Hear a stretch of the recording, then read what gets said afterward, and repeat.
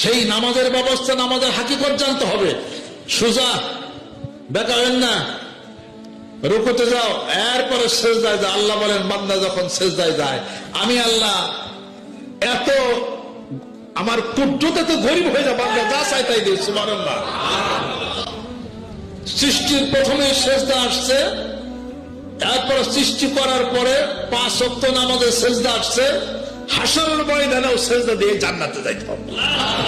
কোরআন শরীফ খোলেন, ইয়াউমা ইউকশাফু আন সাকিন ওয়া ইউদআউনা ইলা সুজুদি ফালা ইস্তাতিউন।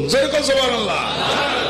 ওই দিনকে স্মরণ করো যেদিন নাকি আল্লাহ রাব্বুল আলামিন হাশরের ময়দানে তার পায়ের নিচের গোছা অংশটা বের করে দিবেন এবং আল্লাহর সেই পাগল মুমিন ব্যক্তি যারা আছে, এত সুন্দর পা দেখে দেখে তারা সিজদা করে করে জান্নাতে চলে যাবে। ওই সুবাদে কিছু মানুষ তারাও বলবে, মুসলমানরা, এই মুমিন বান্দারা, তারা যখন আল্লাহর পা দেখে সিজদা করে যখন জান্নাতে যায়, এই সুযোগ আমরাও গ্রহণ করি, আমরাও সিজদা করে করে জান্নাতে যাই। কিন্তু তারা সিজদা করার চেষ্টা করবে, ফালা ইস্তাতিউন, তারা সিজদা করতে পারবে না।